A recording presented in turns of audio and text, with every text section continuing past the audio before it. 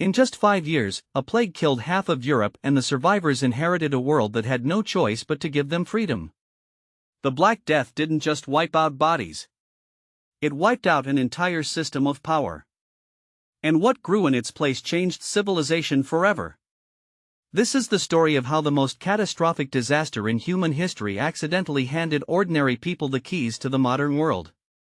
We're talking about how mass death dismantled feudalism, sent wages skyrocketing, and lit the fuse for the Renaissance, one of the greatest explosions of art, science, and human ambition ever recorded.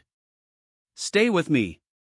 Because this story is darker, stranger, and more extraordinary than anything you learned in school. The year is 1347. Europe is a locked system. A rigid, suffocating hierarchy where peasants are born into debt, bound to land they don't own, working fields for lords who would never learn their names. Priests tell them this is God's will. Kings enforce it with iron. There is no ladder to climb.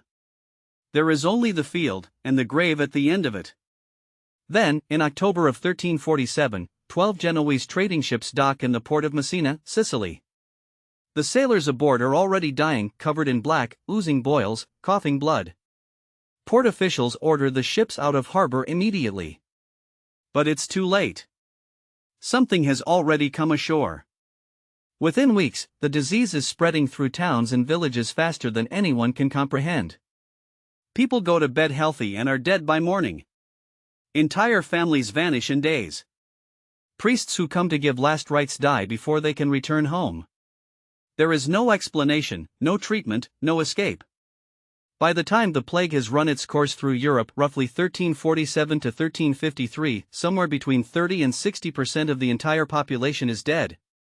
Some regions lose 70, even 80% of their people. Cities that once hummed with commerce become graveyards of empty houses and unburied bodies. The church, which claimed to hold the keys to divine protection, could not stop it. The nobility, who claimed God-given authority over every peasant's life, died in the streets just like the poor. In one blow, the Black Death had committed the single most radical act of political deconstruction in medieval history, and it hadn't meant to do any of it. Here is where the story takes its shocking turn. The plague doesn't just kill people. It kills the logic of the old world. Think about what happens when half the labor force disappears overnight. Suddenly, there aren't enough hands to harvest crops. There aren't enough craftsmen to fill workshops. There aren't enough servants to run the estates of the wealthy. For the first time in centuries, the people who had always been the most replaceable become the most valuable people on the continent. Surviving peasants begin doing something that would have been unthinkable a generation earlier. They start walking away.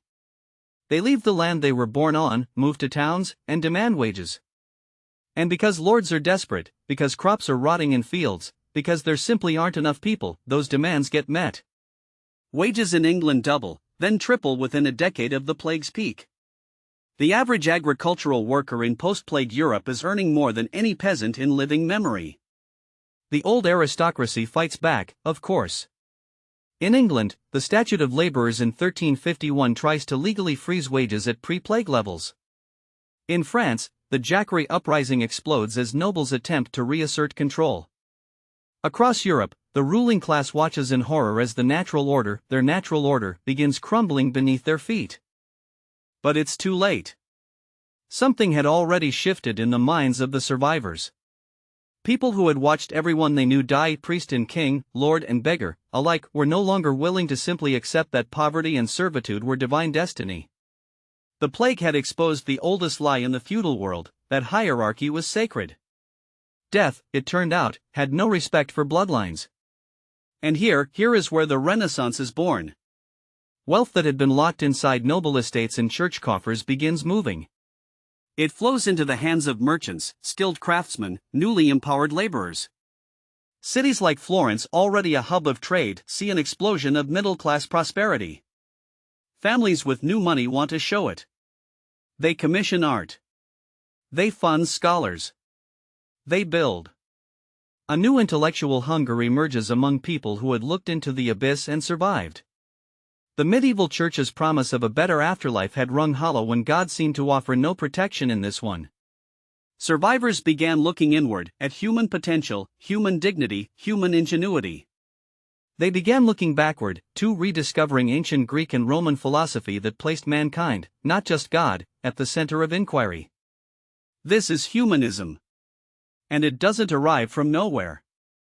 It arrives soaked in the grief and defiance of a generation that watched half the world die and decided, against all odds, to rebuild it differently.